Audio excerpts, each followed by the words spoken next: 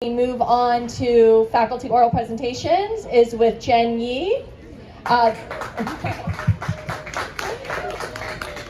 Dr. Yi's chapter is called The Power of Community University Partnerships During the COVID-19 Pandemic, Virtual Critical Service Learning for Social Justice in Asian American Studies. Thank you so much for joining us. Thank you so much, Jessica. And I'm going to just pull something up right here yeah, so I can show it. Do you think you might want water?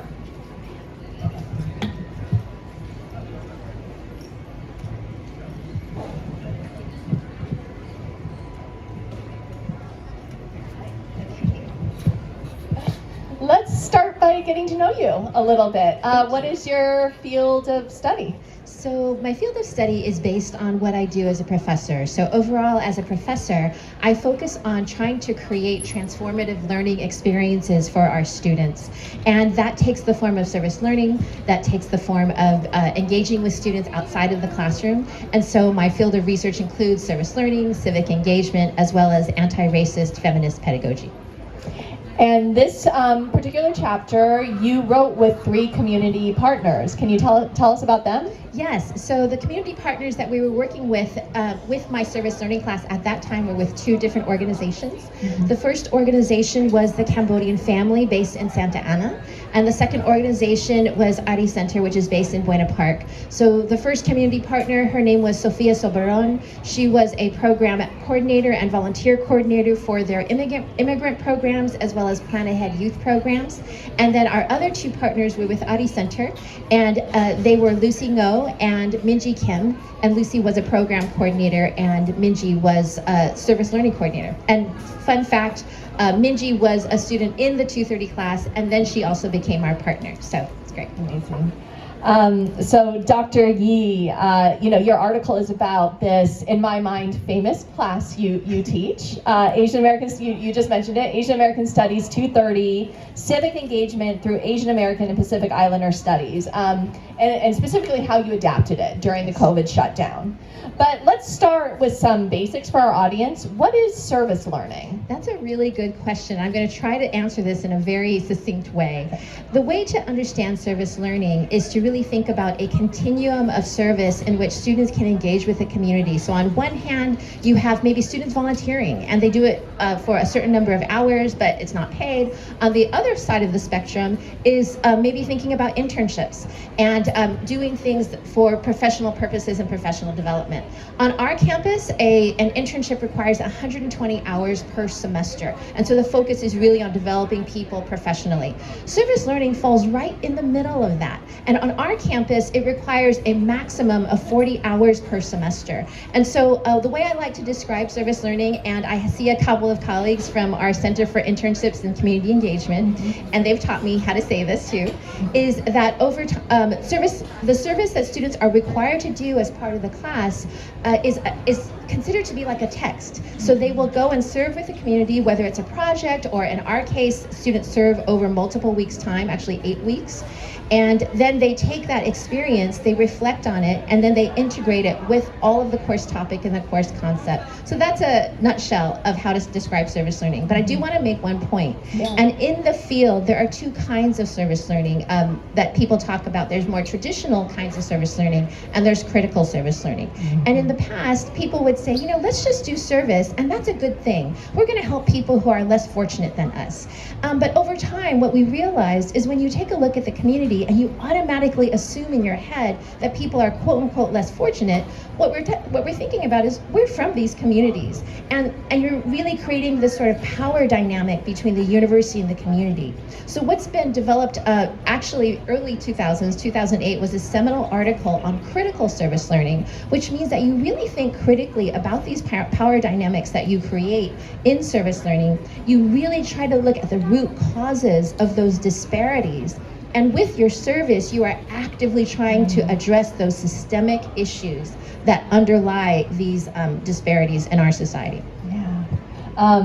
And you through your experiences of doing critical service learning with a community partner, you kind of co-created the SHIP development model. Tell us about that. Yes, okay, so this is why I brought my computer up here, and I will be the faculty member who gives a picture and a lecture. So you can't see it very well here, but I could always provide this for you if you emailed me. But the SHIP development model is also part of another study that I did with another community partner, Dr. Ashley Sherry.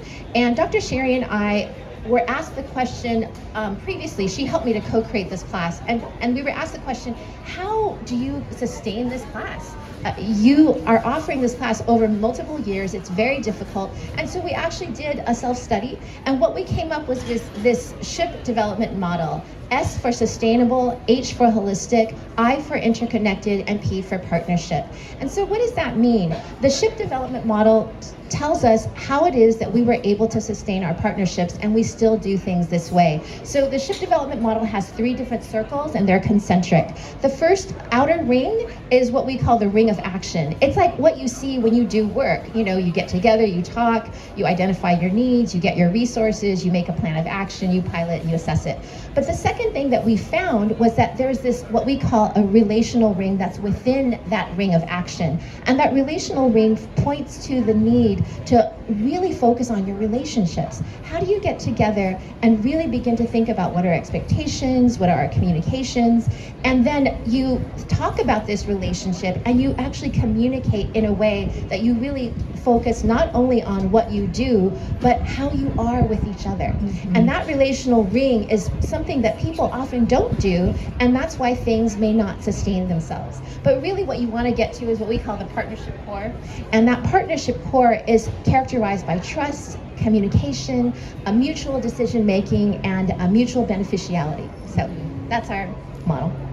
And so I can hear, in hearing you describe that, you know, I can see why the COVID shutdown really, tested might be the wrong word, but like when your goal is that mutuality, and then no longer can we see each other, when we're so consumed with just surviving, there are challenges, and that gets us to the core of your article and what you're trying to probe. So what are you finding in your article? What happens when 230 has to brave COVID-19? Yes, and I think one of the questions that I know that you had for me was, what did we do before the pandemic, and then what did we do now? And so what we did before the pandemic is our students would actually serve at our community-based organization partners' sites for 3 hours a week, working on multiple projects, and then they would also learn why it was important to have these projects.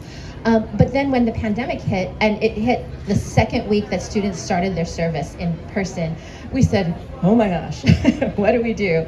And thankfully, the university had all these resources to help us to kind of reflect and pivot. So what we decided to do that first semester was I introduced different models of service learning to our partners that semester and said, there's another model of service learning. We don't have to do it on a weekly basis. We can do a project. And so we did a project to finish that semester, but we agreed to revisit each other that summer to say, hey, are we going to continue doing a week-by-week service model? And the partners, when we came back together, they had a chance in their organizations to figure out what they were doing. They said, yes, this has been absolutely critical to our work. And so during the pandemic, we all leaned to learning new technology, and we engaged students in different ways to create videos. They created Canva posts and Instagram posts, and one of the major projects that the Cambodian family did was getting funding for these organizations requires providing information that you've met your outcomes and your deliverables. Our partner was set to go in front of a panel in Santa Ana and tell them, oh, this is, we need to have additional funding. Our students were part of interviewing families, and they created a video. Our partner went to this panel, and everybody else was getting grilled. But when our partner brought this panel with the community's voices, our partner was able to get funding, no problem. And it was because our students were able to help with that capacity. They had no capacity to do this on their own. Wow. Thank you. Yeah, thank you for that. I think the other thing that I see you reflecting on in your article that I think grows from the ethos of the SHIP model is just how you showed care for each other. Yes. Can you talk a little bit about that? Yes. So, what we realized, even pre-pandemic, was we actually met with each other on Zoom already. Oh. And so it was a very natural thing to continue. And so one of the things that we always did at the very beginning of our meetings was we always did a check-in to say, how are you doing? And not with regard to your professional aspect. Obviously we did that too, but it was also the personal. How are we showing up for each other? And then by honoring that humanity with each other, we were able to then bring it out to the work and then bring it out and to the students. And the students all felt it because we felt it with each other. Yeah, wow.